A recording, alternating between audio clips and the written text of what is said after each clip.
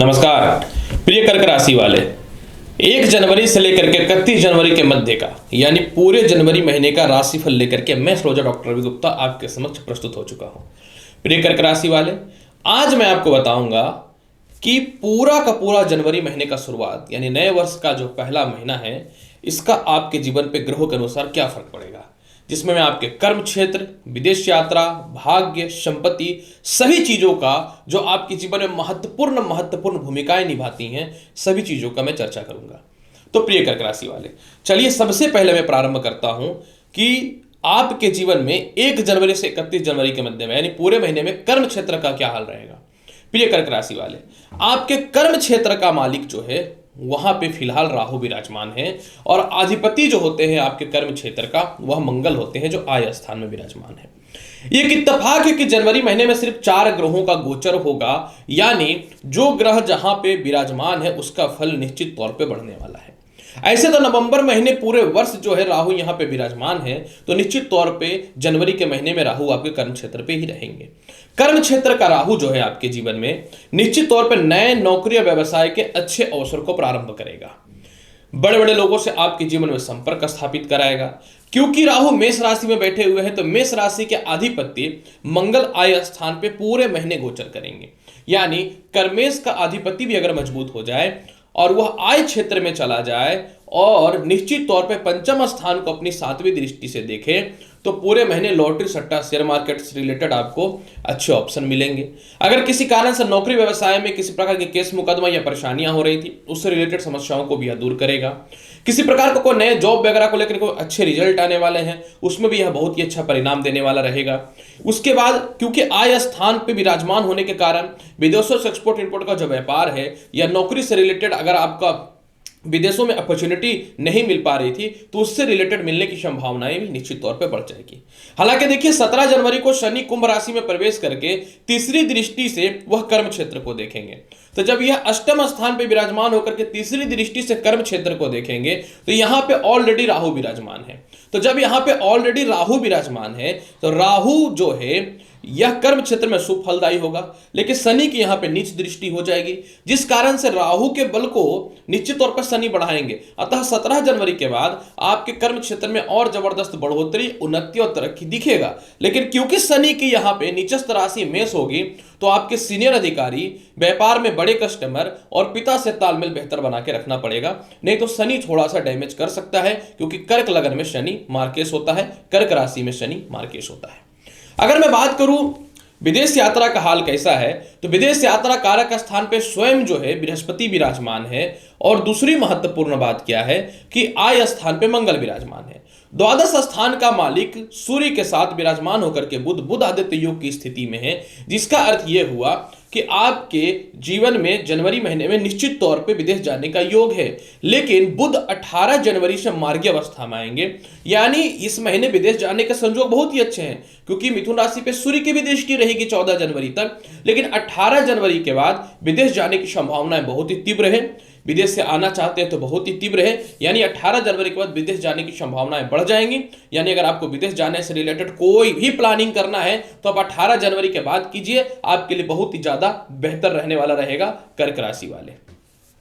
अगर मैं बात करूं पूरे महीने इनकम का हाल कैसा रहने वाला है, देखिए आय कारक स्थान पे पहले से मंगल विराजमान है। दूसरी महत्वपूर्ण बात यहां पे एक चीज ये है कि आय कारक अधिपति शुक्र जो है वह जो है 22 जनवरी तक अपने कारक स्थान सप्तम पे बैठे हुए हैं। अब यहां पे देखिए 22 जनवरी तक निश्चित तौर पे आय के और इनकम के स्रोतों में वृद्धि होगा। 22 जनवरी तक निश्चित तौर पे आपके जीवन में बड़े बड़े लोगों से संपर्क होंगे, आय के रास्ते खुलेंगे। क्योंकि मंगल पंचम स्थान को देखेगा, तो लॉटरी, सट्टा, शेयर मार्केट से भी इनकम के सोर्स में काफी ज्यादा वृद्धि होता हुआ दिखेगा। इसके अलावा क्योंकि मंगल आपकी कुंडली में आय स्थान पे विराजमान होकर के जो है चौथी दृष्टि से धन स्थान को भी देखेंगे, तो पूरे महीने अचानक धन की भी प्राप्ति होगी। 14 जनवरी से धन कारक ग्रह बृहस्पति सप्तम स्थान में, सूर्य सप्तम स्थान में जाएंगे। तो यहाँ पे कारकत्वों की स्थिति के अनुसार यहाँ पे सूर्य नीचस्थ होते हैं, यानी 14 जनवरी के बाद जहां से मोटे मोटे इनकम के सोर्स थे उसमें थोड़ी सी कमी निश्चित तौर पे आएगी। लेकिन इसका मतलब ये नहीं है कि कंटिन्यू इनकम का रास्ता बंद हो जाएगा, क्योंकि 22 जनवरी के बाद शुक्र अष्टम स्थान पे जब विराजमान होंगे तो थोड़ा सा इनकम को लेकर दिक्कत हो सकता है। यानी बड़ा इन्वेस्टमेंट या कुछ भी करना है, बड़ा डिसीजन लेना है तो आप 22 जनवरी से पहले पहले लीजिए, और नहीं तो पैसों को संभाल के रखिए, क्योंकि 22 जनवरी के बाद थोड़ा सा आय के स्रोत में कमी होता हुआ दिख सकता है। अगर मैं बात करूं दाम्पत्य जीवन का हाल कैसा रहेगा, देखिए शनि 17 जनवरी तक सप्तम स्थान में विराजमान है, और निश्चित तौर पे 17 जनवरी तक के सप्तम स्थान में विराजमान है, और यह मार्केश का फल देंगे, लेकिन अपनी राशि का होने के कारण थोड़ा सुफलदायी हो सकते हैं। फिर भी मैं आपको यही बोलूंगा कि सप्तम स्थान में शुक्र भी विराजमान है। अतः पूरे महीने की अगर मैं हाल की बात करूं तो निश्चित तौर पे आपके जीवन में 17 जनवरी तक विवाह के बहुत ही अच्छे अच्छे रिश्ते आएंगे। 17 जनवरी तक अगर पहले से वैवाहिक जीवन में क्लेश, मतभेद या अस्थिरताएं जो चल रही थी, इसमें सुधार की संभावनाएं निश्चित तौर पे बनेंगी।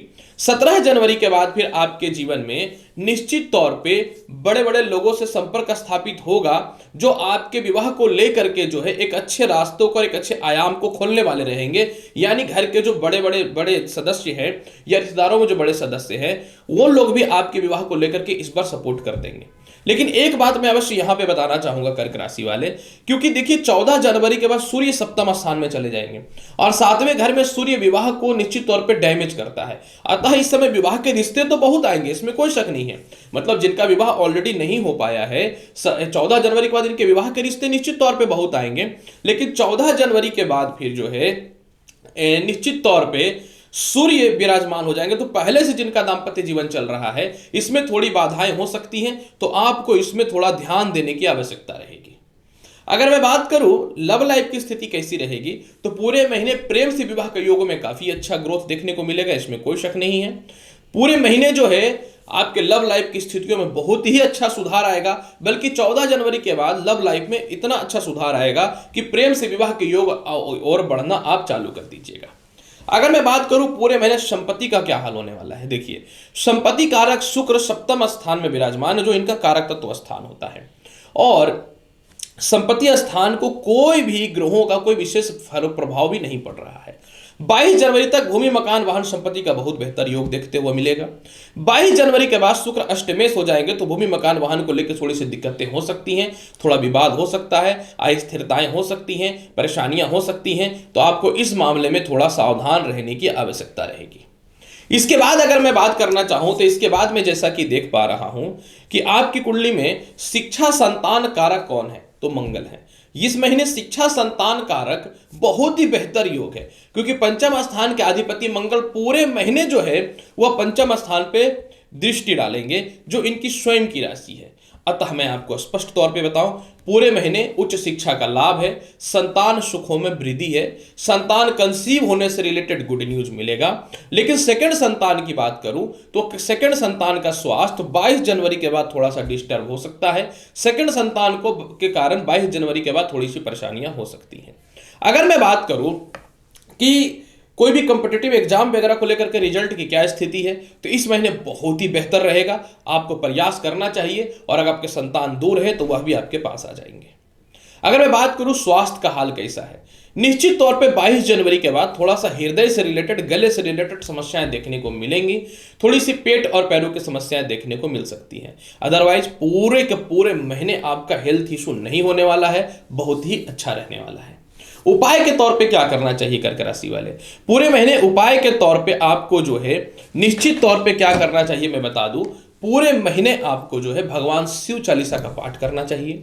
प्रत्येक दिन गणेश जी को जो है किशमिश का भोग लगाना चाहिए, और कहीं न तो कहीं निश्चित तौर पे शुक्र की स्थिति को प्रबल बनाने के लिए 22 जनवरी के बाद ओम श्रीम श्री नमः मंत्र का जाप करना चाहिए, तो आपका जो भी ग्रहों का सुप्रभाव है दूर हो जाएगा। तो प्रिय कर्क राशि वाले, निश्चित तौर पे 2023 जनवरी का शुरुआत का संपूर्ण भविष्यवाणी मैंने आपके समक्ष किया है। उम्मीद करता हूं कि बताई गई जानकारी से संतुष्ट होंगे। तो चैनल पे नए हैं तो लाइक करिए, शेयर करिए, सब्सक्राइब करिए। मिलता हूं अगली वीडियो में और महत्वपूर्ण और ज्ञानवर्धक जानकारी के साथ। तब तक के लिए नमस्कार, अच्छे से रहिए, धन्यवाद।